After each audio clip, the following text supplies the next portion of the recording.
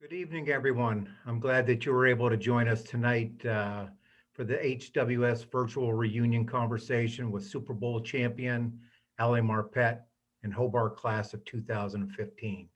My name's Mike Craig. I'm the Senior Director of Development for Athletics at Hobart and William Smith Colleges.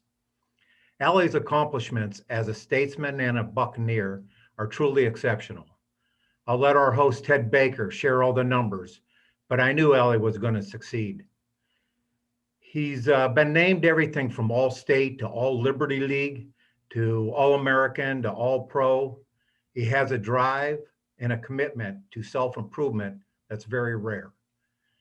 He doesn't set a goal, reach it, and then rest on his laurels. Ali continues to raise the bar, chasing new and higher goals. That drive and devotion to excellence sets him apart on the football field. During his senior year, I remember an NFL scout took Ali into our film room to gauge his ability to understand and to break down NFL blocking schemes. After the interview, I had asked the scout how it went, and he said the session he had with Ali was one of the best he had in his 20-year career. It's hard to overstate just how exceptional his rise from statesman to Buccaneer to Super Bowl champion really is. But more than that, it's impossible to oversell what a genuinely great person Ali is. He's been a leader in the Tampa Bay community, supporting efforts ranging from youth leadership to voter registration to social justice causes to feeding the hungry to curing cancer, and most recently, raising the awareness for mental health. It's hard to imagine a better representative of these colleges. It's my great pleasure to welcome tonight's Zoom conversation with one of my favorite people on the planet, Ali Marpet. Wait, I just need to take a second because I'm glad that everyone's here to hear that. Because I don't know if you would ever say that to me directly. I think it's just because there's a group of people here that I got such high praise from Coach Craig. But if it was just us, he's not giving me that high praise. Never, ever would I say that to you. I'd put you on the line for the 110s and away we go. Here to lead our conversation tonight is Ted Baker. You've heard him on one WEOS and WHWS as a play-by-play announcer in the sports from football to field hockey, from basketball to hockey, from soccer to lacrosse.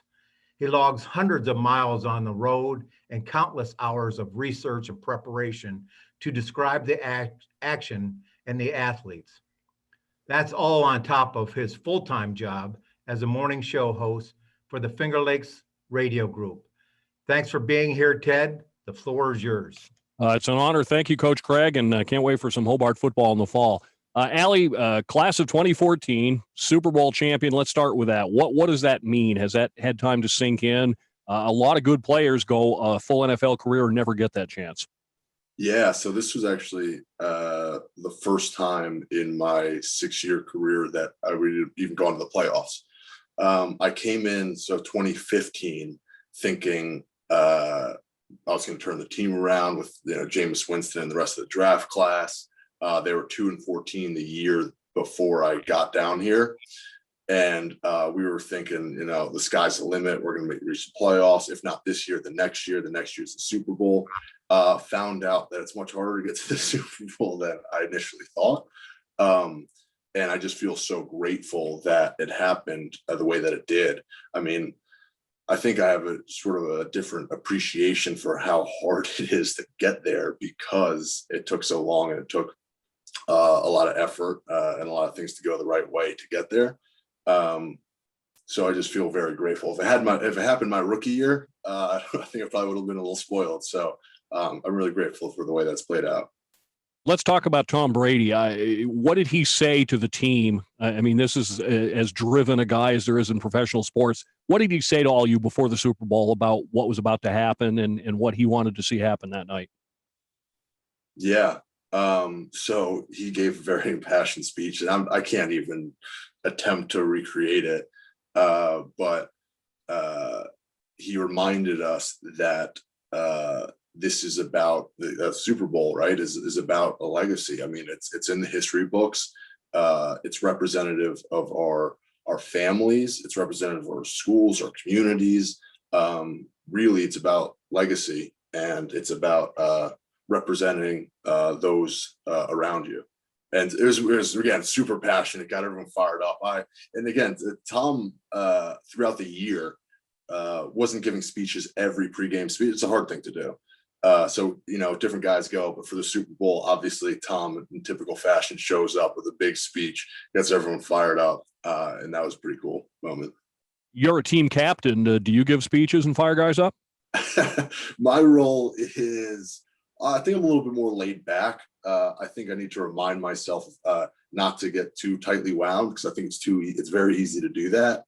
So I think my role is more on the let's take a step back, take a breath, figure out what we need to do to get the job done kind of role.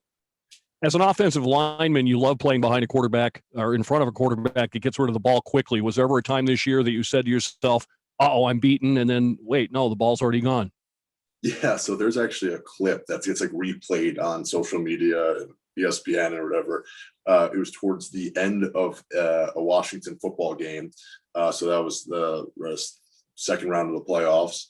And it was towards the end of the game. It was one of the last plays of the game. And I did a pretty good job that game, blocking my dude down. I took an aggressive set. I got beat right away. Tom gets hit and somehow throws the ball up. And it's like a 30-yard gain or something like that. But again, any other quarterback gets sacked. He just got the ball out so quick. And again, I just get reminded of this play because it gets repeated on social media all the time. Let's go back to the beginning and the road to the NFL. You were recruited by a number of colleges. Why Hobart? Yeah, it was so clear. It was the best combination of academic and athletic excellence, really, for that I could get into. And so I was very grateful for that. It was clear that the small classes and the commitment to career services, like those were two really important things for me. And it just happened to work out. And again, I'm confident that if I'd gone to another D3 football school, if I'd gone to another D3 football school, I wouldn't have been drafted, right? So I feel very confident that the coaches at Hobart put me in the best position to get drafted. When you came in at 240 pounds, nobody thought of you as an NFL offensive lineman. When did you first think you could play at that level? And when did you start hearing from other people that, hey, you're a prospect? Gosh, it wasn't until probably after my junior season that it was even seemed like a possibility. I mean, I remember thinking like, oh, it'd be cool. There's some like sort of experimental type leagues in like Europe, right, where they have one or two Americans that are sort of player coaches. That's what I thought was on the horizon for me, possibly if I wanted to play an extra year in Germany or France or wherever they have those leagues. And then it sort of progressed. It's like, oh, maybe I could play in the CFL, or maybe I could play in the NFL. Maybe make a practice squad, or maybe make the 53, and everything's just sort of progressed from there. But yeah. Did you still have doubts going into, for example, that Senior Bowl? I mean, that's really kind of what turned the corner in a lot of people's minds. You held your own with the D1 boys. Were you confident going into that you were ready? Yeah, so it happened. So the Senior Bowl is the all-star game for all divisions, football, all divisions across the country, right? And so, yeah, I was playing against guys from Florida, Alabama, all the big D1 schools. And my first practice rep, was lined up against a guy at the time, Nate Orchard, who was the season sack leader at the University of Utah. And this is a one-on-one rep, and these are really important. Like this is, these are make or break for offensive linemen, these one-on-ones. And I didn't know how I was going to go. I wouldn't say I was the most confident. I was a little bit shook. And then I just went out there and played, and I won that rep. And I just kind of from there on, I was like, oh, I can do this. So I just needed to get that one rep under my belt. But that was cool. It was a cool moment for me to get the rep against someone who was established, a guy who was clearly going to be drafted, a good player. That was a cool moment for me. And then you went to the combine, and I mean, you smoked the Division I guys. How did you keep that speed and that agility when you got to 280, then 300 pounds, I mean, did you get a lot of help at Hobart in strength and conditioning and everything? Yeah, so I'm extremely fortunate. Like I just, the way that I see it is I just showed up. I just did what the coaches asked. I think I was really fortunate because I think my body sort of responded differently than some of my teammates, right? I think I addressed this in the interview with Ken in the Paulding Street survey, which was like my teammates at Hobart were like just as hardworking, really cared a lot about what we did. And again, I think my body just responded a little bit differently. I was a little bit bigger and the gains were a little bit more because factors outside of my control, but I just showed up and did what I needed to do. You played next to Michael Green on the offensive line, who later became offensive line coach. What did you pick up from him? I mean, he's awesome. I'm so glad that he's there. So we played together.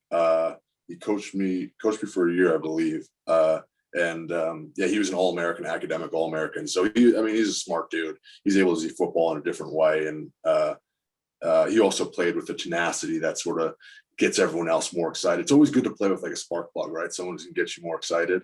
And that was probably him.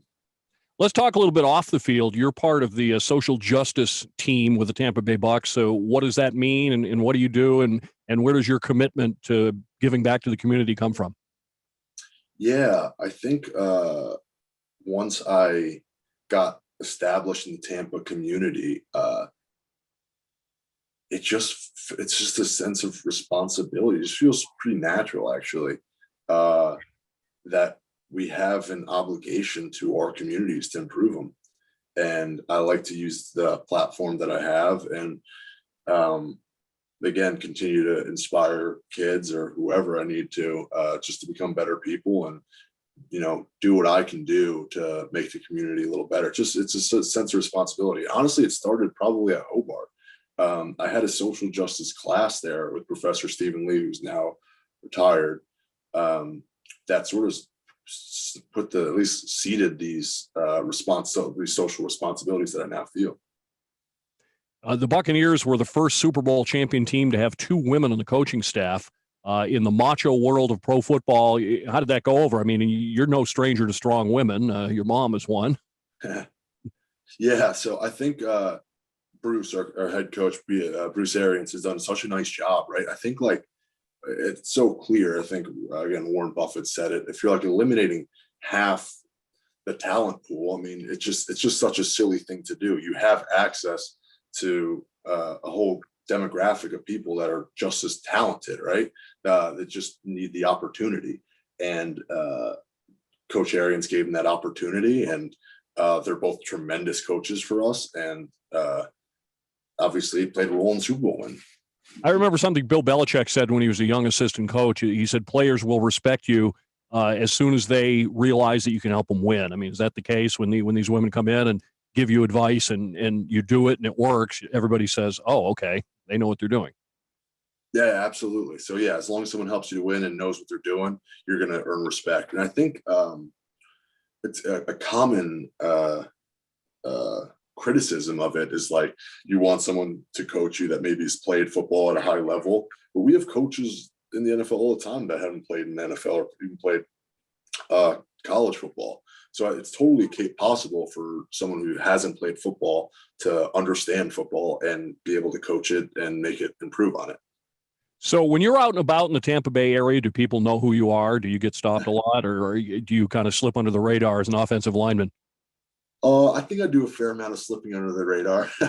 No, I mean, I think there are certain areas where I get more recognized.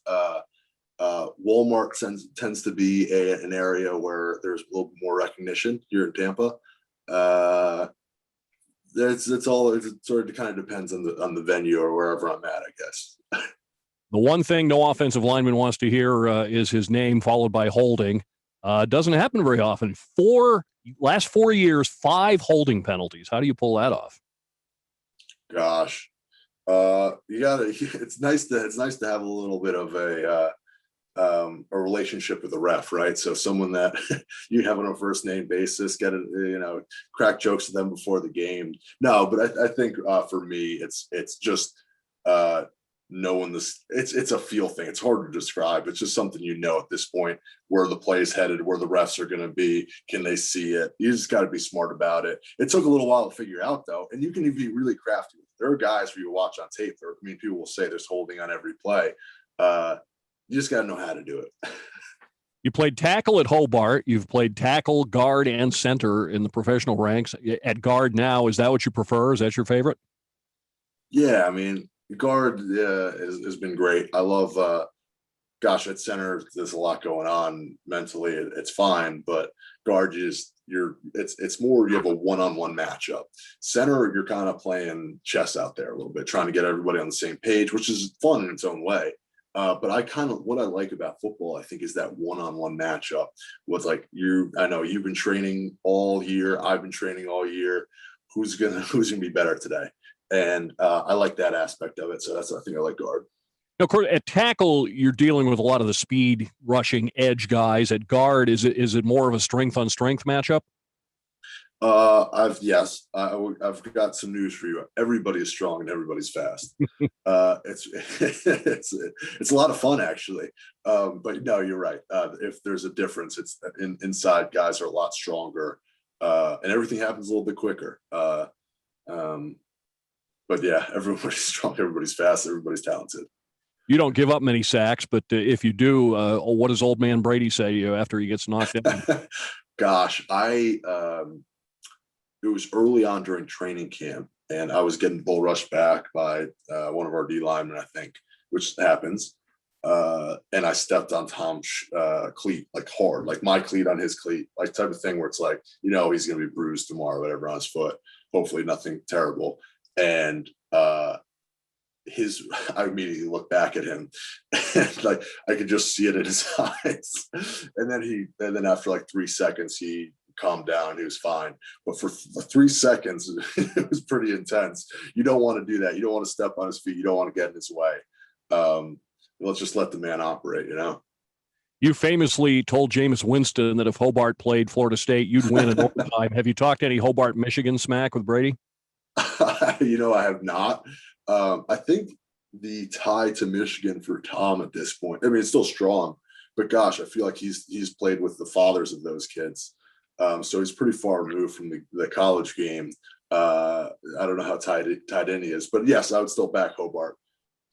They say the only thing harder than getting to the top is staying at the top. What are you doing as a player, and what are the Bucs doing as a team to stay on top and win another one? Yeah, we have mini camp next week, which is pretty exciting, actually. So we'll be back practicing, not in pads, just helmets. But that'll be fun. The camaraderie, getting everybody back in the locker room safely, obviously. And again, individually, we have so much time from February to mid-July when training camp starts, and that's our time to get our body in the peak physical shape. And that's what I've been doing. I've been working out down here in the Tampa Bay area. It is brutally humid, and hopefully I'll be in good shape because of it. And knock on wood, you've avoided injuries for most of your career. Is there any particular reason you think that is, that you've been able to stay healthy and stay on the field? I'm going to say I've not. I think we got a different stance here. I have. Now, the difference, Ted, is that I'm able to handle it in the off season.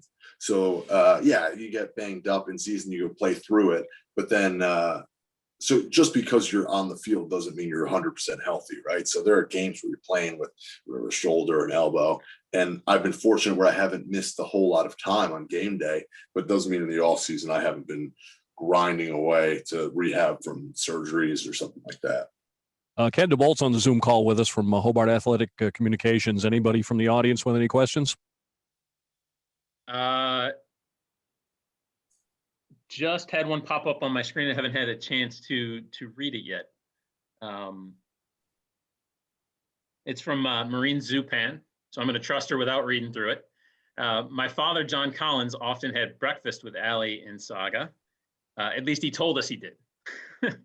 And as Ali's junior and senior years went on, the number of pieces of toast that Ali had for breakfast grew.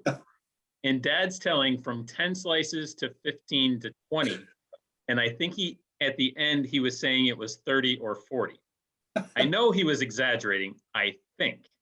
So how did you bulk up to NFL weight?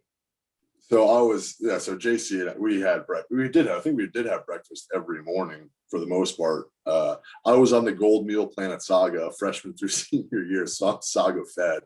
I can't speak to the amount of toast, but I will say I was often making sandwiches. And one contraption I had at Saga, as what I called was a big man breakfast. I made 2 waffles that you can make there, and I had an omelet and put the omelet in between the 2 waffles as bread. So JC, I'm sure, saw some crazy food concoctions that I was just trying to eat as many calories as I can. I got pretty crazy there. That takes us to a question from your former teammate and coach, Michael Green. Tell us about Big Bite Night. So Big Bite Night was a regularly scheduled dinner that the offensive line and tight ends would have. We'd include tight ends, sometimes fullbacks, I believe. On Wednesday night, we'd order a whole lot of pizza and wings, and we'd discuss football or whatever was going on, and we'd come up with a goal for the week against whatever opponent we had.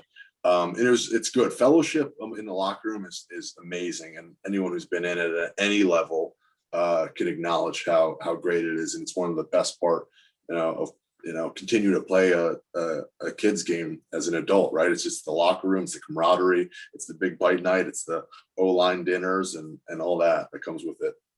That's, I've been around a lot of the athletic teams at Hobart and William Smith, and there's just that great spirit of togetherness, and you really are a team. Where does that come from?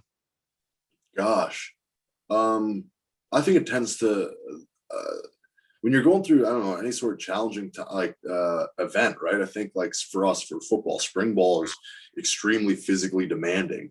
And anytime you're going through something hard together, you can lean on each other, kind of brings you together. And at least that's how I can speak to football. But again, any locker room, as long as you're going through hard stuff together and you're around each other almost what seems 24/7, you kind of become family. One of the things I've always admired about Coach Craig and now Coach DeWall is their willingness to play backup players. Some teams, the backups only get on the field, when it's a blowout or when they have to, when somebody get hurt. At Hobart, those backups get in there and they get reps. And then when somebody graduates, you say, oh, yeah, the guy behind him can do just fine. I mean, that must pull people together as a team because everybody has a stake in it. It's not just like we're the starters and we're going to win the game and you guys are going to sit the bench. Yeah, it was kind of cool at my time when I was playing at Hobart. I think we might have had 90 guys on the roster, which was pretty unique to Hobart, and the other Division III schools had 150 kids, and it's hard to see some guys will go all 4 years without seeing the field. And I think at Hobart, that's sort of a unique situation at least. And I know I was fortunate, like my freshman year, I would get in there towards the end of the games. I would get in there on some special teams, even though I didn't start my freshman year. So you're right. Yeah, there's always a next man up, and there's always a good line of talent. And it's fortunate that's a smaller community, What would you say to somebody who's got the dream right now? Some 240-pound lineman who maybe isn't thinking of himself as an NFL player, but maybe he can be like you. Yeah, I think just stay process driven, right? So I think that we sort of, we tend to overestimate things we can do in a short amount of time, say like a month. We tend to think we're going to make massive gains and, put on for 30 pounds. We tend to overestimate that, but we also tend to underestimate like what can be done in a year. So in a year's span, you can make some really big strides as long as you chip away and, listen to whatever smart people around you. And that's what I had at Hobart. I had smart coaches that if I just did what they said, I was going to respond well. So stay process driven and hopefully find smart coaches and smart people around you. Ken, look like you were ready. Yep. And I've got a couple of questions here queued up. But let me, I'm going to rephrase Derek Phillips' question just a little bit. You were recruited, you had some 1AA opportunities and Division III. What advice would you give yourself if you go back through that recruiting process or, to a kid who's got those kind of in between offers, that's considering Division III, has an opportunity Division I, what would you tell them? Yeah. So first and foremost, I'd say whatever's going to give you the best academic experience, right? So first and foremost, I think academics are everything. I hope that everyone would become an NFL player, but that's just not the world we live in. I think academics priority. Secondly, I'd say if you think about like what's going to give you the best football experience, I think so often people are concerned with maybe the reputation that like a Division I school may bring, or even a Division II school, and they get so caught up in that, like, oh, it's a Division I school, great, good for you. But the experience might actually be better at a Division III school. You might actually see the field. You may you're more likely to have guys that'll play all 4 years there. Division I schools, you often have guys that are just chasing the field and will transfer out. So I'd say what's again academics, and then what's going to give you the best football experience. And then Shirley Napolitano Banker asks, when you first entered the NFL, what was the most surprising thing you encountered that differed from your expectation?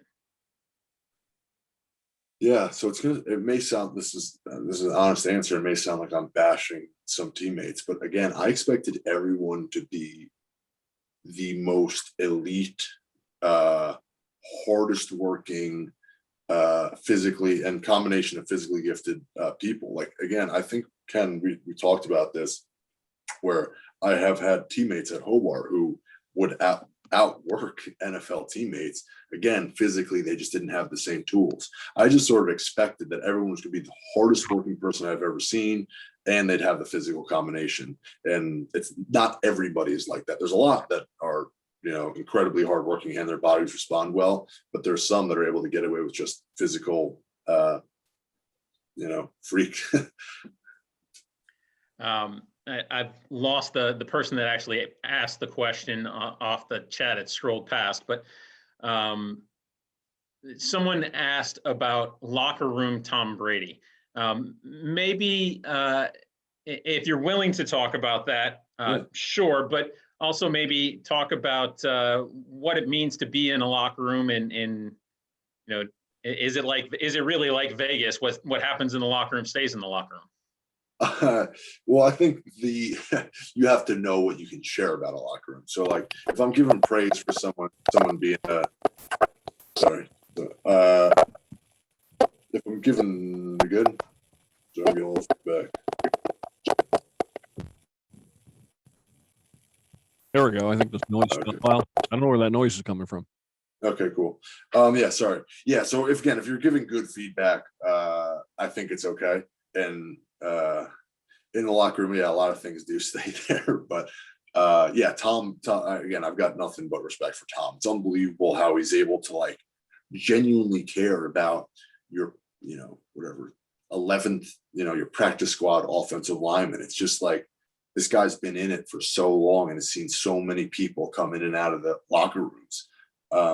Gosh, he's played with guys' dads. Like he's seen so much, but he cares again a lot about every person he comes into contact with, which like makes him one of the greatest of all time. Everyone wants to be around him. He's just a genuinely nice guy.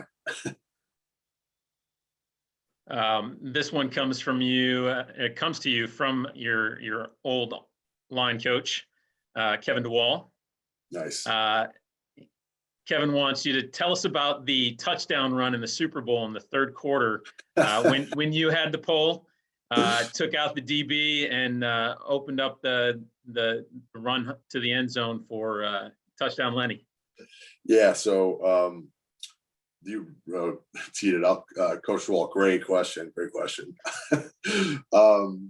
No, so this has been a play that's incorporated as a change up, right? So we often line up with a certain formation. It looks like a certain run. Teams expect that run. It's sort of a bread and butter run. However, this play was different. This play, a touchdown run, and so it looks like our bread and butter. However, we take it to the outside. I kind of knew as soon as the play is called, it's going to be a touchdown because they're going to think it's something else. Tom in typical Tom fashion, calls the play on the quick. So it's on the quick count cadence. So instead of the blue 80, whatever, it's so, and we kind of catch them out off guard. And at that point, I knew it's just going to be Lenny touchdown. And it's also the kind of play that gets you excited the night before, right? So you kind of hope that the play gets called. And so I was like almost smiling going up to the line of scrimmage when I was called.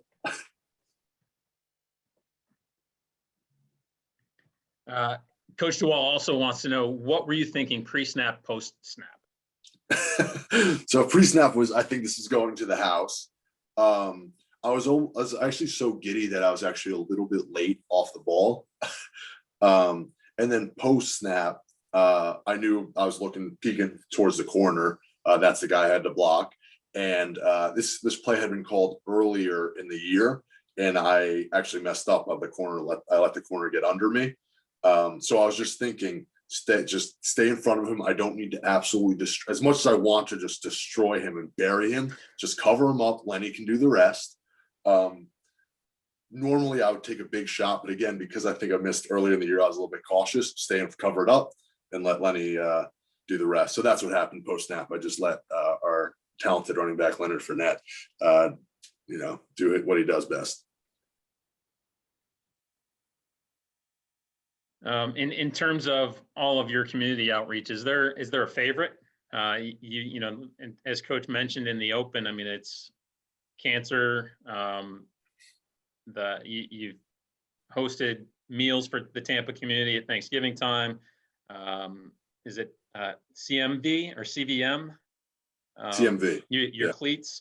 So you've been involved in so many things. Is there a favorite you have? I mean, is it Play 60, the NFL getting kids out and being active? And yeah, I'd say something that I'm pretty passionate about is, and this is going to be pretty broad, but is sort of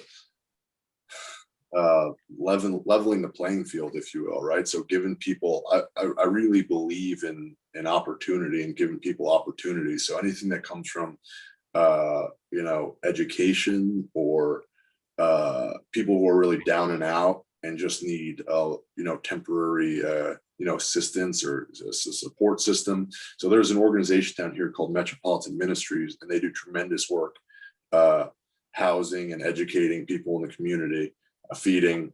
So again, it's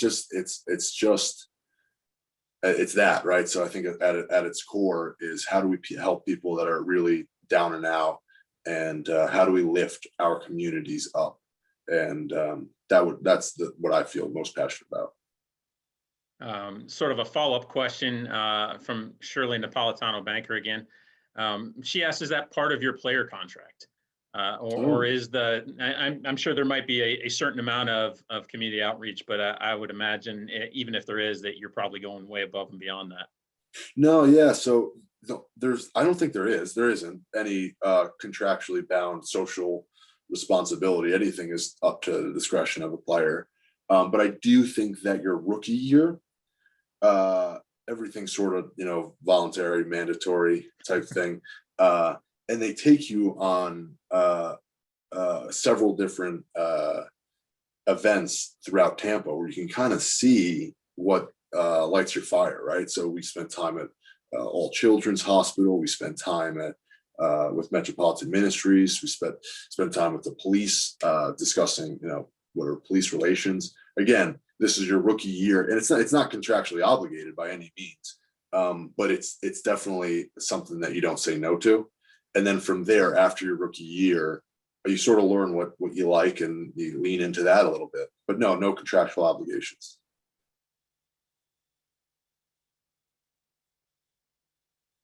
Want me to continue on at this point, Ken, or do you have anything else?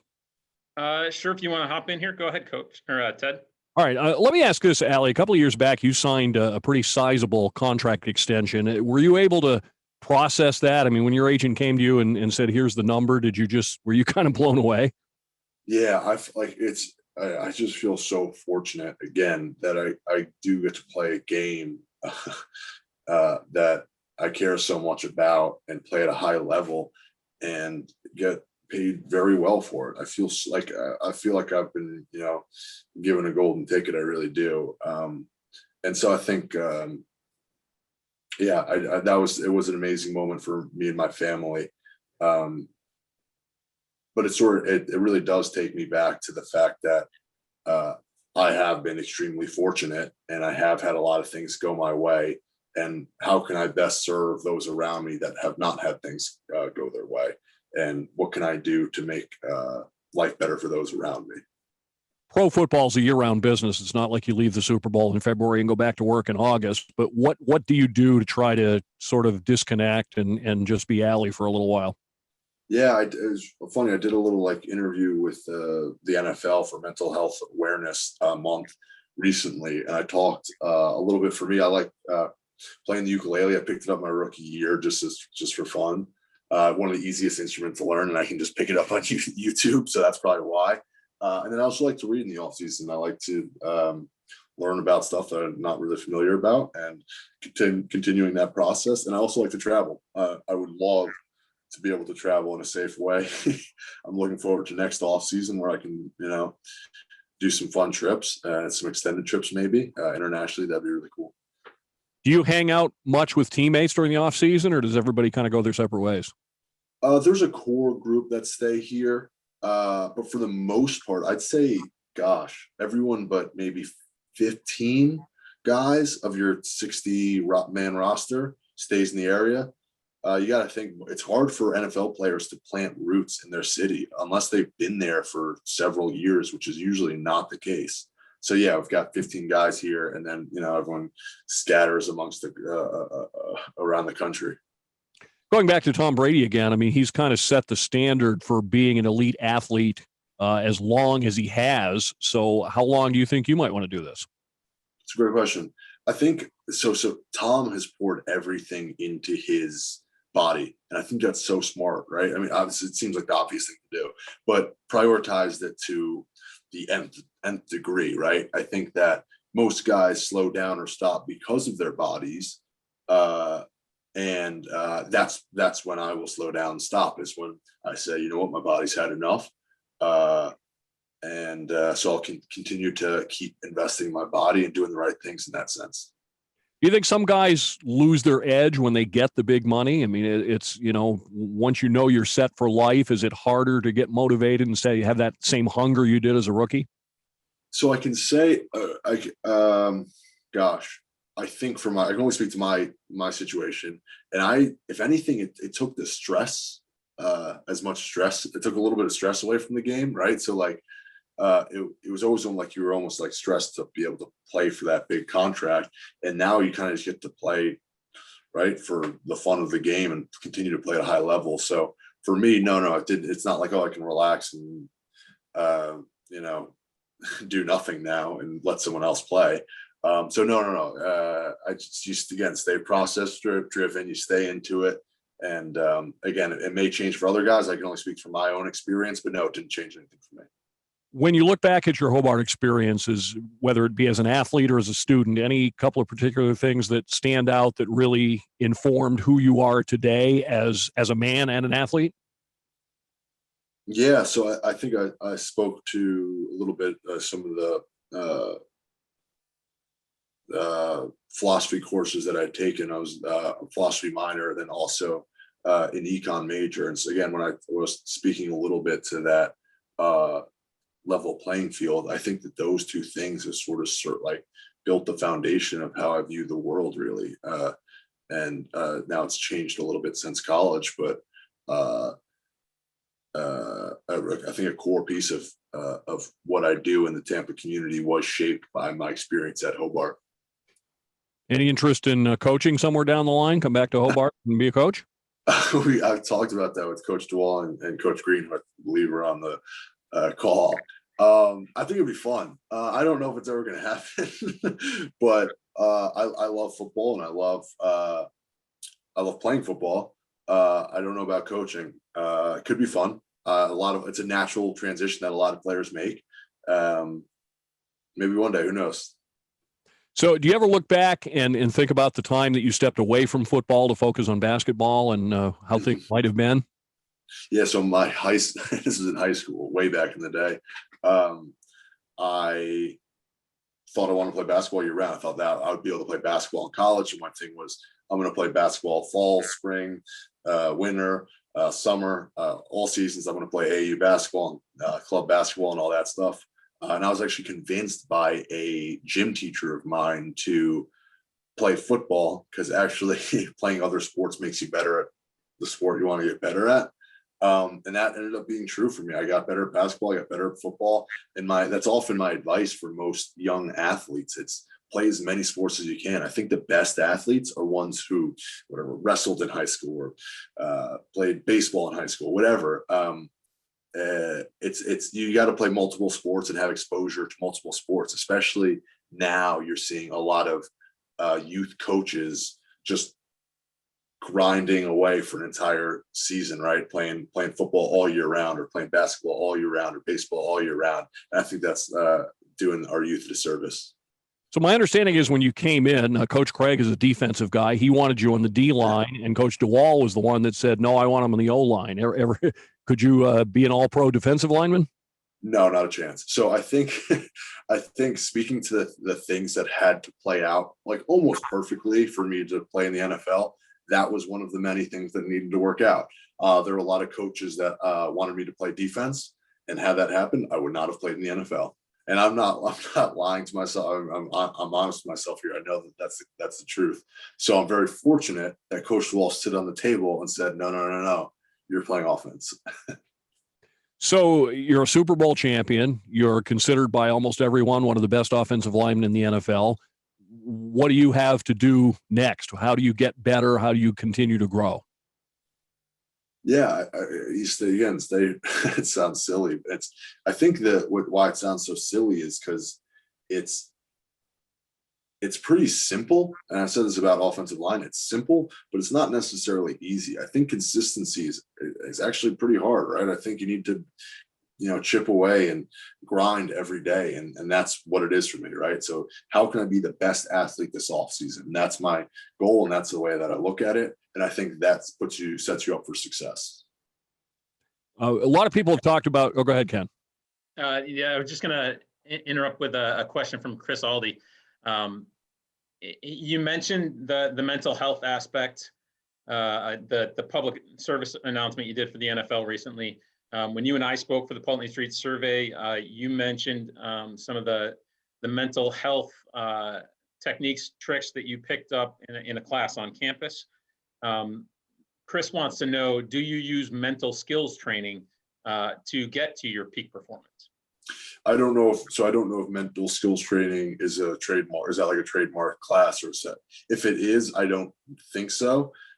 Any sort of mental approach to the game is, we have a team psychologist that I work with, and there's a lot of visualization, which I'm sure is pretty universal to a lot of mental health stuff and peak performance studies. So I know that that's something that I do. But I don't know the mental health, whatever that mental health skills training is. I'm not sure if that's a specific thing or not, or just in general mental skills training. Yeah, I know. I took it's called a personal empowerment at Hobart at HWS. It was a half credit course. And again, that was one of the things that stuck with me too, is how do you prioritize your mental health? I think your quality of life is sort of determined by what's going on up here, and it makes sense to prioritize it and get your head in the right space. For those who haven't read the Pulteney Street Survey story, there's a significant section on Ali's family. Obviously, that lots of profiles have been written about the Marpet family. Steve Hack would like you to talk about it. Why don't we start with the Super Bowl piece in the open during the pregame? I mean, that was truly a special tribute to all the medical professionals and essential employees across the country. But you and your sister played a central role in that. Yeah. So I actually am one who I haven't read the Pulteney Street Survey article either, Ken, because I haven't gotten it, which I'm looking forward to reading. So my sister is an ER nurse out in San Francisco area, and she's been grinding away over there. And I think that helped put the season in perspective, right? So you have a regular conversation with someone who's really going through something hard and who's seen, people die, and it sort of, for me, it's like, okay, I've got to, do a COVID test every day and do all these, what I think are, annoying, trivial things. But she's just put it in perspective how much she's doing for her community, and it's inspirational. And so I'm glad that she got the respect that she so deserves, and like so many frontline workers deserve. Coach DeWall says you have a spot on the coaching staff anytime you want it. And he would also like to know what you think about the upcoming season and a 17th game. Okay. Yeah. So that's good to know. The thing is, Coach DeWall was an offensive line coach when I was playing. So he was my offensive line coach. Now he's the head coach. And I know if I was coaching a line, he'd just be breathing down like that. I'm just joking. So the 17th game schedule is unique. I think as a player, the way that I look at it is I'm okay with the 17th game if there's less football, if there's the same or less football in general, right? So if we're reducing our practice time or reducing how much hitting we're doing during training camp, I think that's what's relevant, right? So I'm not opposed to a 17th game as long as that means we're not, doing a lot more football than we would be. So again, we just have to scale it back, considering we have a 17th game during training camp and throughout the week.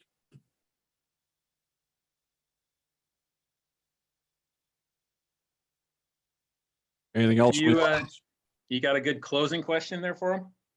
Well, a couple of things. You've talked about your coach. You call him BA. It sounds like the players have a good relationship. What did he bring to the mix this year? Yeah, so Coach Arians, or as I have referred to him as BA, does a really good job. I think like any good coach or manager or whoever lets people have autonomy over themselves, right? So I think as long as you have talented guys under you, you can kind of let people work. And I think that too often people are so tight on the reins and don't let talented people do what they have to do. And I think Coach Arians, BA, has a really good feel of like when he needs to step up and when he can let guys figure it out for themselves, coaches and players.